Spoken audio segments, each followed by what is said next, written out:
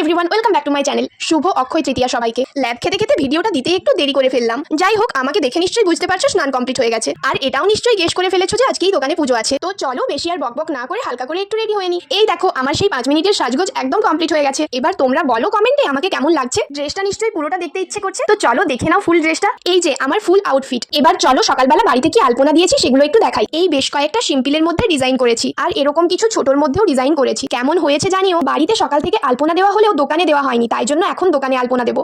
এখন ওই 11টা সাড়ে 11টা মতো মনে হয় বেজে গেছে। চলো ঝটপট করে আলপনাটা দিয়ে দিই, খুব লেট হয়ে গেছে। আমি আলপনা দিতে দিতে দিদি আর বাবা মিলে পুজোর সমস্ত জিনিসপত্র বাড়ি থেকে নিয়ে এসেছে। আর এই হলো আমার সিম্পলসা আলপনা। এদিকে দেখো, দিদি আমার পাগলামো অলরেডি শুরু করে দিয়েছে। আমি দেখো কি সুন্দর সেজে এসেছি, আর ইনি কিছুই সাজিয়ে ইনি না কিনেছে। ভালো করে দেখে নিন। ভাই এদিকে নিয়ে চলে এসেছে বক্স। গান ছাড়া নাকি পুজো মনেই হয় না, তাই জন্য এই ব্যবস্থা। আর এদিকে চলছে ঠাকুরকে সাজানো। এখন মনে হয় 12টাও পেরিয়ে গেছে। এই বছর সব থেকে লেটে আমাদের পুজো হচ্ছে। কাল থেকে আমরা মালা গাঁথার সময় পাইনি, তাই জন্য পুজো শুরু হওয়ার আগে দিদি এখন মালা গাঁথতে বসেছে। এদিকে নতুন হালখাতার ওপর লেখালেখি চলছে। এই নতুন খাতাখানা বানানোর জন্যই এত আয়োজন।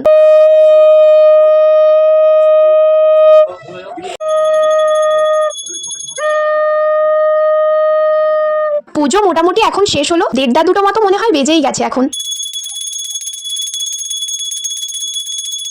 পুজো শেষ মানেই তো প্রসাদ খাওয়ার পর্ব এখন, তাই জন্যই দিদি প্রসাদের বাটি সাজাচ্ছে। এখন এলো ফুল পুজোর শেষে। যদিও এগুলো পুজোর ফুল না, পুজোর ফুল আগের থেকেই বাবা কিনে রেখেছিল। এগুলো এই সামনেটাকে সাজানোর জন্যই আনা হয়েছে। এই দেখো, পুরোটা ভাই সাজিয়েও ফেলেছে। কি সুন্দর লাগছে দেখতে, তাই না বলো? দিদি এদিকে খাপ বানাতে বসে পড়েছে। চলো তাহলে এবার আমিও কাজে লেগে পড়ি। হালখাতাতে এই কাজগুলো না করলে নিজেদের দোকানের হালখাতা বলে মনেই হয় না। বেশ মজা লাগে এই কাজগুলো করতে। অন্য সময় আমরা দুবোন মিলে ঝগড়া করি কে কোন কাজটা করবো, ভাগাভাগি করে নিই। এক্ষেত্রে সেরকম মনে হয় না। তোমাদের সাথে গল্প করতে করতে আমার সব খাপগুলো বানানো হয়ে গেছে। এদিকে মিষ্টিও চলে এসেছে। এবার খাপগুলোকে মিষ্টি দিয়ে সাজিয়ে দেবো। অনেকগুলো প্যাকেট রেডি করতে হবে, তাই আর দেরি না করে কাজে লেগে পড়লাম। প্রত্যেকটা মিষ্টির প্যাকেটকে এভাবেই রেডি করেছি। সব কাজ করে এখন বাড়ি এলাম। সেই সকাল থেকে খাইনি, অনেক খিদে পেয়ে গেছে। এখন খাবো। বাড়ির পাশেই একটা অন্নপ্রাশন বাড়িতে নেমন্তন্ন আছে। আমি তো রেডি হয়েই আছি, দিদি আর মা রেডি হলেই ওখানে যাবো। এই দেখো, দিদি রেডি হয়ে বেরিয়ে গেছে, মাও রেডি হয়ে গেছে, আসছে। এই তো মাও চলে এসেছে। চলো তাহলে যাওয়া যাক। ওই যে বেলুন দিয়ে সাজানো আছে, ওখানেই অন্নপ্রাশনটা হচ্ছে। খাওয়া দাওয়া করে এসে ফ্রেশ হয়ে আবার দোকান যাওয়ার জন্য এখন রেডি হয়ে গেছি। সকালে কাজল পরেছিলাম বলে মুখটা কেমন যেন শুকনো শুকনো লাগছে। দেখতেই পাচ্ছ দিদি আর আমি রেডি হয়ে গেছি। চলো এবার দোকানের দিকে যাই। দোকানে চলেও এসেছি। তখন এই প্যাকেটগুলোই রেডি করেছিলাম। ভাই এদিকে লেখালেখি করছে, আমরা ক্যালেন্ডার আর মিষ্টিগুলো দিচ্ছি। ও, তোমাদেরকে তো ক্যালেন্ডারটা দেখানোই হয়নি, দাঁড়াও দেখাই। ক্যালেন্ডারটা কেমন হয়েছে সেটা মোটেও জিজ্ঞেস করবো না, কারণ ঠাকুর সবসময়ই সুন্দরী হয়। হালখাতা প্রায় শেষের দিকে, মাঝখানে আর তেমন কোনো ভিডিও ক্লিপ নেওয়া হয়নি। এখন আমরা 3 ভাই বোন মিলে গানটাকে একটু এনজয় করবো।